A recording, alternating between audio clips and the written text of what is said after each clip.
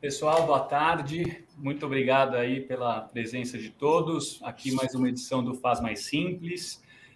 Hoje vamos falar sobre o PAT, o Programa de Alimentação do Trabalhador, que envolve aí diversos reflexos. Tenho o prazer inenarrável de estar aqui acompanhado pela Fernanda Borges, nossa head de consultoria trabalhista. Oi, Fê, tudo bem? Oi, tudo bem? O prazer é meu, é o sempre. Bem, a ideia aqui nós sabemos que o Faz Mais Simples a gente sempre tem por parâmetro trazer uma visão mais descomplicada, né? Buscar ao máximo trazer uma forma de abordagem que fuja um pouco do juridiquês e que ajude a entender casos complexos de uma forma mais simples, né? E a ideia de falar sobre o PAT veio nesse cenário, né? O PAT ele é um programa aí criado desde 1976 pelo Ministério do Trabalho e que gera reflexos em diversas áreas, né? A gente tem reflexo na área trabalhista, tanto para fins de consultivo quanto quando a gente pega o previdenciário de contencioso também, no tributário, de compliance tributário e também de contencioso tributário. Existem diversos reflexos regulatórios que daí tem... A gente, obviamente, não tem aqui o intuito de esgotar o tema, né?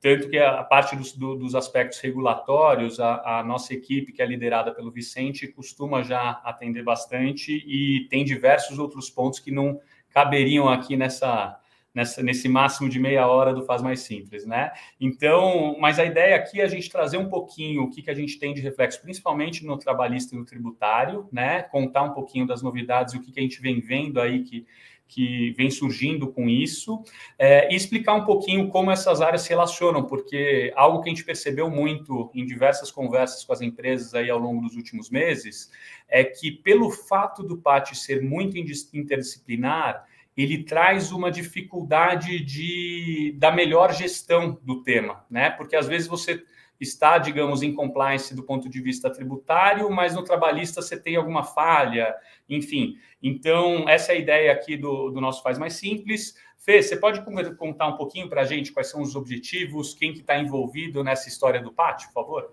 Claro. Léo, obrigada aí pelas apresentações. O prazer é meu. Prazer, pessoal. Já que indo direto ao ponto, tentando contribuir com a fala Léo, o PAT nasce, então, lá atrás, né, com o objetivo de melhoria da situação nutricional dos trabalhadores, em especial trabalhadores de baixa renda. Então, aí a gente tem um objetivo focado na saúde e em evitar doenças ocupacionais. É esse o grande mote aí do PAT. E a gente acaba tendo dois grandes grupos de atores. A gente tem a empresa, chamada na lei empresa beneficiária, que é o empregador, que está ali dando benefício de alimentação, e a gente tem as chamadas fornecedoras e facilitadoras desse negócio, que é o cara do refeitório, do cartãozinho de benefício, que vai credenciar o restaurante. O que eu acho que é importante a gente saber aqui é que esses dois grupos têm participação e responsabilidade no cumprimento das regras do PAT.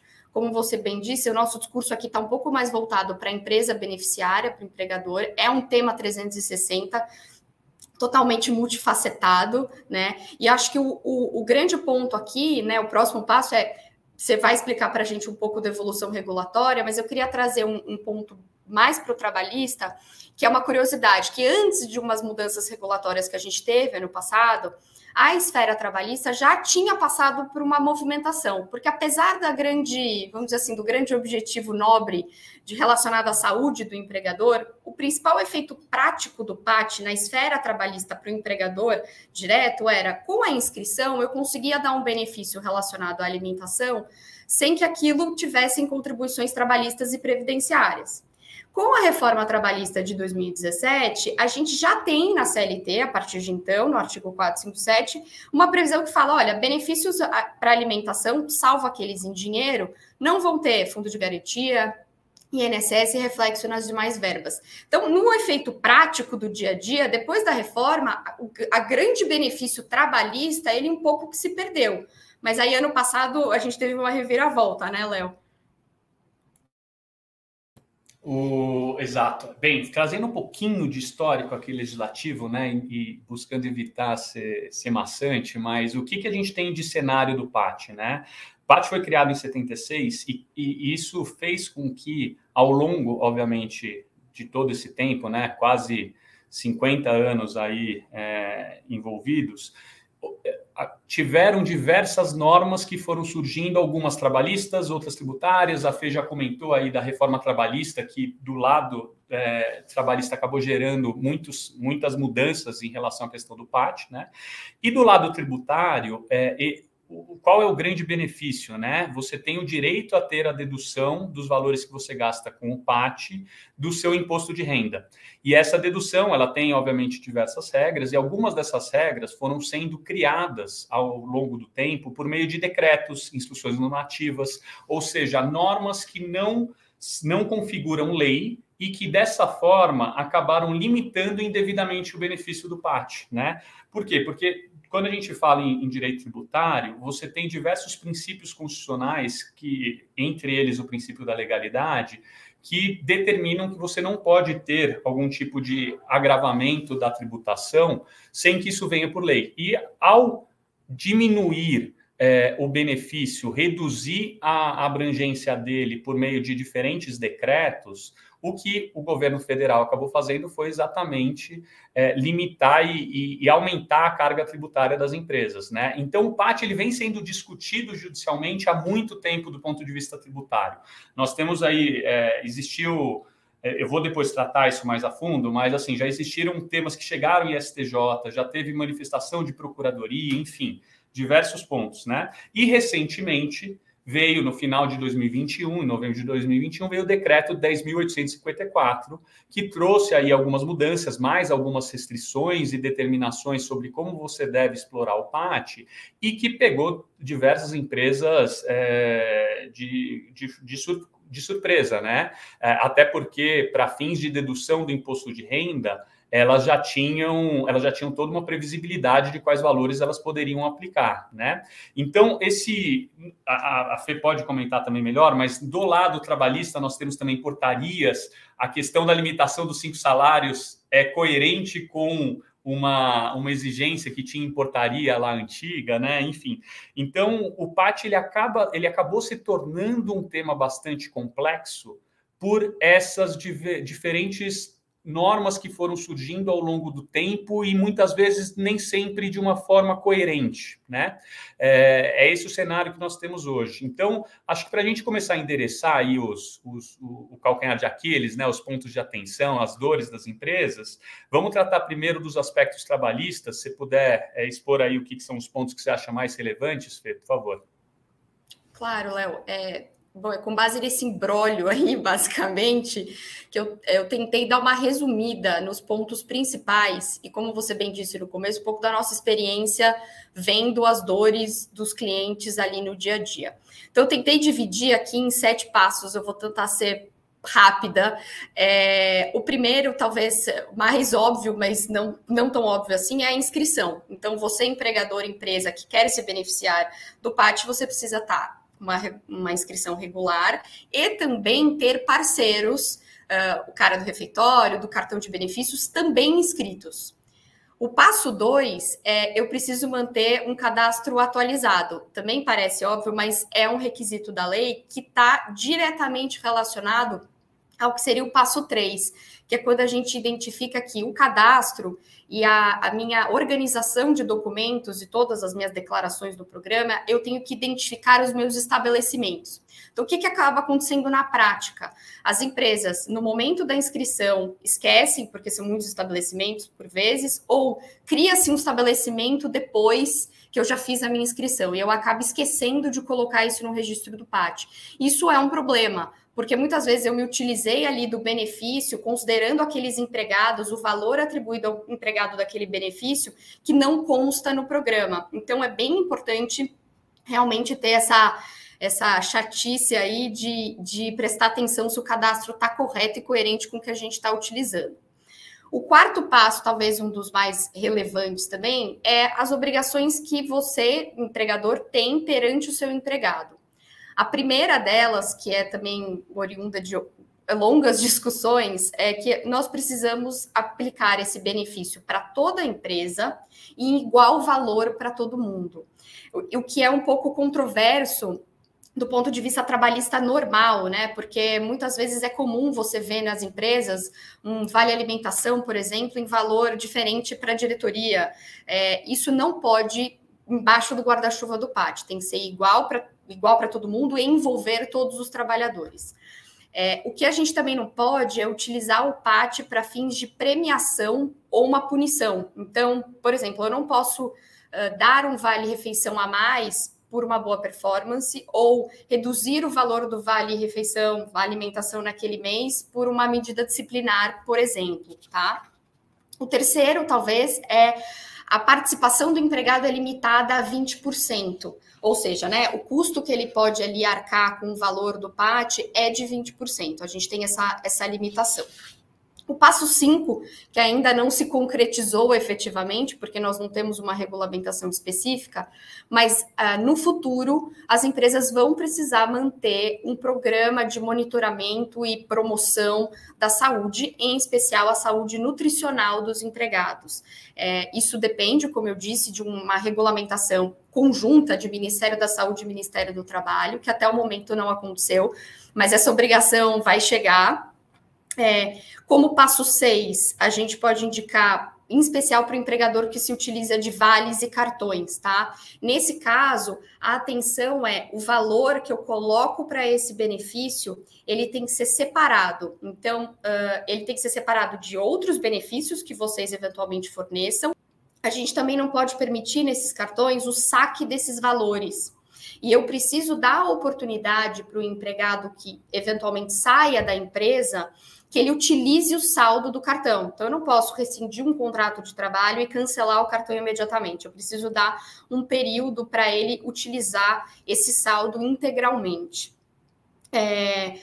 Como passo 7, o último, eu juro, quando você tiver um refeitório interno, aí é só para esse caso específico, também é preciso ter um nutricionista responsável pelo programa do PAT, tá? Então, bem resumo, bem objetivamente, esses são os 7 passos aí ou pontos de atenção para vocês prestarem atenção, que muitas vezes o que eu percebo na prática, Léo, já vou passar para você me dar uma aula aí dos seus ensinamentos tributários, muitas vezes as empresas não prestam atenção, elas acham que a partir do momento que elas se inscreveram no programa, o problema está resolvido. Eu vou ter ali meu benefício fiscal, aquela verba já é indenizatória, dever cumprido, ok. E não é bem assim, a gente vê outro mundo na prática, né, Léo? A gente teve casos recentes, né, de situações que nós identificamos essas divergências, né? Então, por exemplo, isso vem da própria complexidade, né, do sistema jurídico brasileiro, né? Então, um exemplo, quando a gente fala em imposto de renda, o imposto de renda ele é devido pela empresa como um todo, né? Você não tem uma segregação da renda de cada estabelecimento. Por outro lado, como a Fê bem comentou, no trabalhista, as inscrições no PAT, elas são feitas por estabelecimento. Então, eu posso deduzir todo o valor que eu tive de investimento dos estabelecimentos, se alguns dos meus estabelecimentos não estão cadastrados no PAT? Esse é um dos exemplos. Aí, se a gente for entrar nos casos mais complexos, você tem um monte de situação, né? Eu tenho uma associação que entrou com uma ação judicial para garantir um direito do PAT. Ela entrou e ela tem limitação territorial em São Paulo. A empresa está sediada em São Paulo e tem estabelecimentos em outros locais do Brasil. Ela pode se utilizar em relação ao todo ou não? Então, essa interdisciplinariedade do PAT, somado às dificuldades que existem, a complexidade que nós temos no sistema judicial brasileiro, jurídico brasileiro, faz com que a gente tenha diversas questões que demandem uma análise consultiva. E aí, para citar um pouquinho, entrando aí na seara tributária, né, a gente já teve ao longo do tempo diversas discussões. A primeira delas, mais antiga, veio uma limitação da Receita Federal em 1999, se não me falha a memória, que era a limitação de R$ 1,99 por refeição. Ou seja, você podia pagar R$ 20 por refeição por dia para um empregado, você só poderia deduzir R$ 1,99.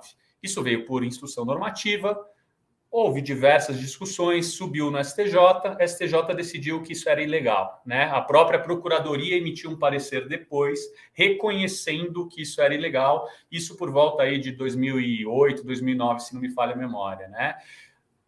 Nós já tivemos situações de conversar com clientes nossos e descobrir que tem empresa que ainda aplica R$ 1,99, por exemplo, né?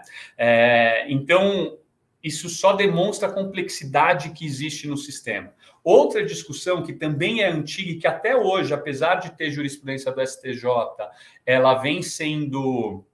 Ela é super favorável aos contribuintes, mas ainda existe resistência da Receita de reconhecer isso, é a discussão sobre o formato de cálculo. E aqui eu peço desculpas, mas vou ter que entrar um pouquinho nos detalhes de como isso funciona, né? Quando você fala no imposto de renda, originariamente, a legislação permitia que você deduzisse isso do lucro tributável. Então, você deduzia do que era da sua apuração do lucro tributável para depois você aplicar as alíquotas do imposto de renda e saber o valor devido, né?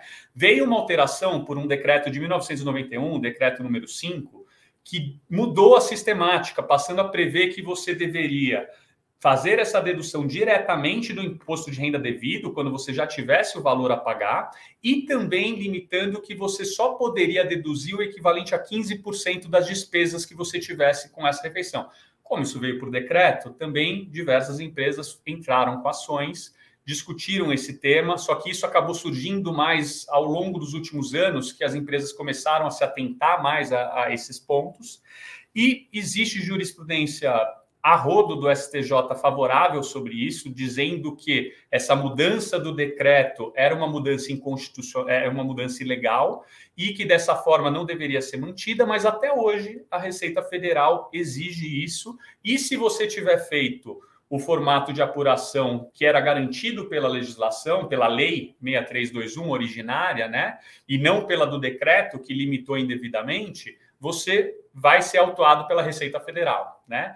E então existe uma questão aí que é um ponto de atenção para as empresas que pode ter um benefício econômico bem significativo, que é: existe essa discussão sobre o formato de cálculo do PAT, de afastar esse limite dos 15% de despesa e também de passar a fazer essa dedução direto no lucro tributável, que tem empresas que até hoje não discutem isso judicialmente. E quando você pega os últimos 5 anos, especialmente para empresas que foram bastante lucrativas, você acaba tendo um potencial econômico bem relevante, num cenário em que existe jurisprudência favorável e bem consolidada do Superior Tribunal de Justiça, então que pode ser uma oportunidade aí de você endereçar isso de uma forma conservadora numa ação judicial, por exemplo, né? Um ponto que é importante aqui e que gera bastante confusão aí por quem trabalha com a história do PAT é que existe uma limitação que veio por lei, que veio pela Lei 9532, que é a limitação de que o seu benefício não pode atingir mais de 4% do imposto de renda devido. Essa limitação, ela é legal, ela está prevista na legislação, né? Então, só que isso é um limite máximo, ele não está reduzindo o valor que você vai descontar do lucro tributável, nem nada disso. Ele está apenas dizendo que se depois de você fazer todo esse procedimento, você identificar que o valor que você tem desse benefício foi superior a 4% do imposto de renda devido, você vai ter que limitá-lo a 4% do imposto de renda devido. E em relação a esse excedente, uma outra questão aí bem específica, né, e que demonstra a complexidade do PAT, é que o que você tem de excedente, essas despesas, você poderia carregar pelos 2 anos subsequentes. Existe essa previsão, exatamente, então você consegue, digamos, dilatar um pouco a possibilidade de aproveitar aquelas despesas que, por conta dessa limitação do 4% do imposto de renda devido, não pôde ser aplicado, né? E aí veio o decreto 10854, em novembro de 2021, que trouxe mais 2 limitações. A primeira, qualquer empregado que receba mais de 5 salários mínimos não poderia ter o valor da refeição deduzido dentro do PAT, né? Isso é compatível com a lógica trabalhista, né? Com uma regra que existia numa norma infralegal trabalhista, mas em nenhum momento houve uma lei que permitisse realmente que a dedução para fins de imposto de renda fosse limitada dessa forma, né? E a segunda restrição de que quem recebe mais de um salário mínimo de benefício, como, por exemplo, se você tiver um vale-refeição de R$700 e um vale-alimentação de R$700, que somados superam um salário mínimo, você só poderia deduzir o equivalente a um salário mínimo, né? E aí, isso trouxe outras questões, né? Porque quando a gente fala em imposto de renda, ele tem uma apuração anual, né? E se você tem uma apuração anual, apesar de, obviamente, você só vai no final, em dezembro, fazer todo o ajuste, você vai acumulando e fazendo os cálculos do valor que você vai ter de imposto de renda ao longo do ano. Essa norma que veio em novembro de 2021, ela fez essa limitação, trazendo essas restrições, sem prever que elas passariam a valer só de 2022 em diante. Ou seja, as empresas, em novembro, perto do término do prazo do imposto de renda, do ano calendário, tiveram uma limitação sem que a legislação dissesse que ia passar a valer no ano seguinte, e ainda que veio por decreto, contrariando a jurisprudência do STJ que existe a rodo, no sentido de que isso não poderia vir por decreto, né?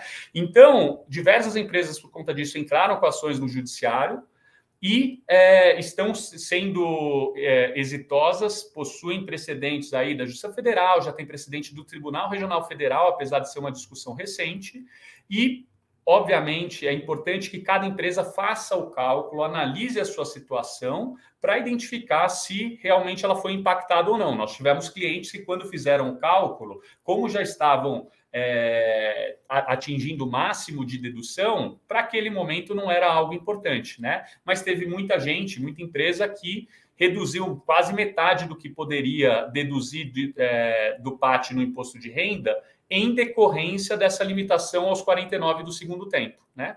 Então, só que a ação judicial ela vale tanto para você afastar essa restrição em 2021, mas também para o futuro, já que veio por decreto, né? A questão do PAT, do cálculo da dedução, e aqui, desculpa por ter me alongado um pouco demais, ela é bastante complexa. Os cálculos são complexos, as regras são complexas. Então, acho que a principal recomendação aqui que eu faço, principalmente num cenário de ter surgido aí um novo decreto que trouxe ainda mais confusão, é importante que as empresas avaliem isso com cuidado.